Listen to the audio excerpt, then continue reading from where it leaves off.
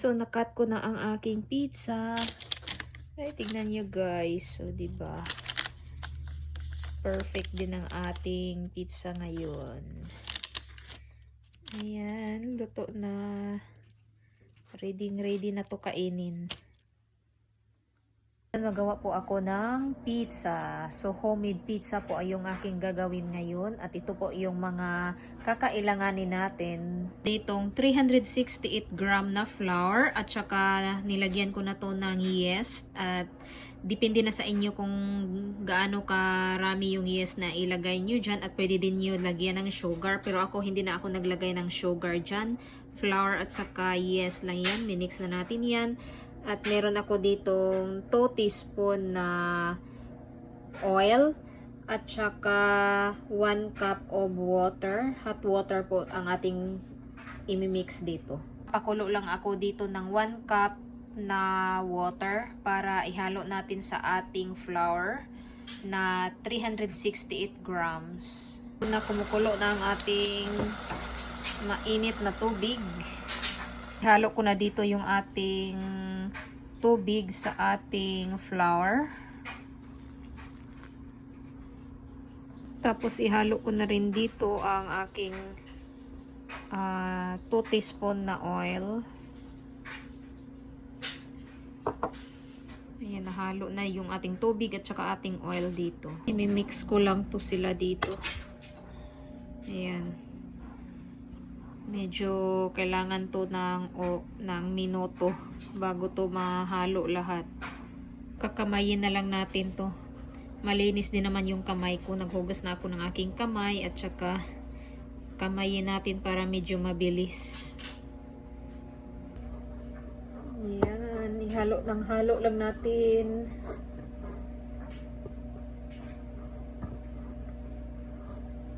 Medyo matatagalan tayo nito sa paghalo ng ating flour. Hindi siya masyadong sticky. So, medyo okay lang siya. Pero dumidikit pa rin sa ating kamay. So, ito na ang aking pizza dough. Tapos, ilagay ko lang to siya dito sa bowl ng mga 5 minutes. Ito siya. Lagay lang natin sa bowl. Ayan yung aking pinaglalagyan kanina. Ng mga 5 minutes. Ilagay natin dito at takpan natin. So, habang hinihintay ko ang aking pizza dough, so nag-prepare ako dito ng mozzarella shredded cheese at saka homemade style pizza sauce at saka yung aking pepperoni. So, ito na, pepperoni pizza yung aking gagawin ngayon. So, ito, nakahanda na. At ngayon, i-stretch na natin ang ating pizza dough. So, ayan. Sinisimulan na natin ang pag-stretch.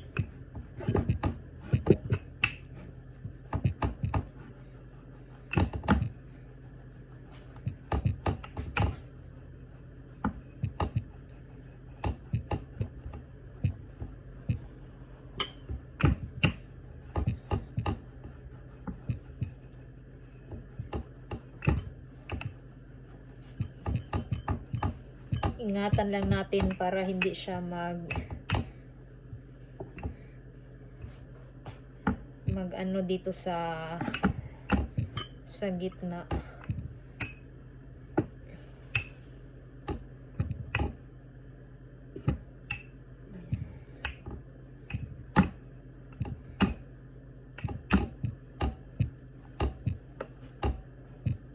Kaya ako dito ng parchment paper dito sa aking pizza pan para hindi siya magdikit.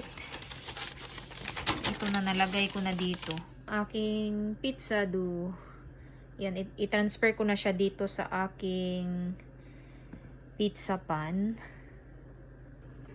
Ito na, kukunin ko na siya dito. Oh, medyo nagdikit siya. Medyo dumidikit.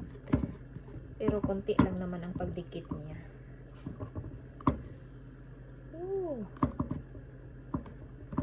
Ingatan lang natin na hindi siya magdikit. Oh, sana hindi magdikit dito banda.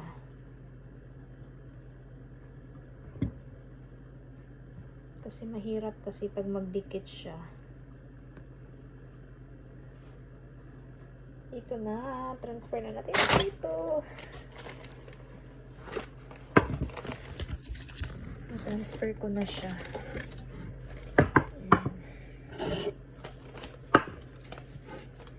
Transfer na siya dito.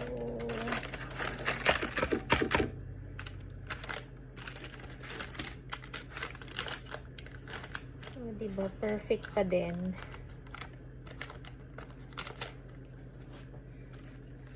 Perfect pa din ang ating pizza dough.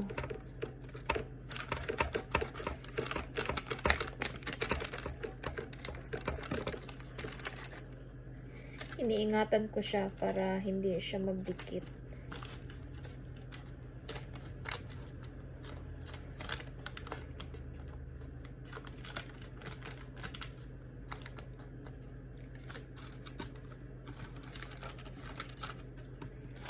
So, yan. Ito na ang ating pizza. Una, lalagyan natin ng pizza sauce.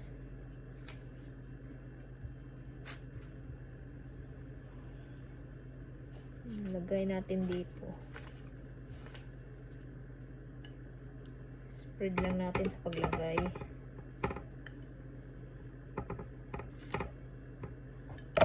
So, ayan. Ito yung una. Yung pizza sauce. Next naman, lagyan natin ng shredded mozzarella cheese.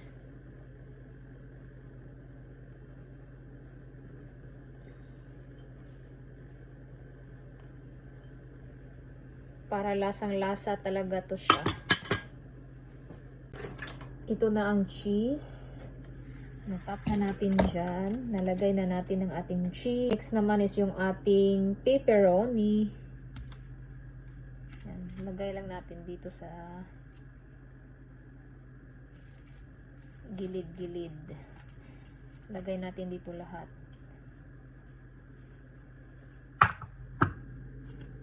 So, ito ang ating pepperoni.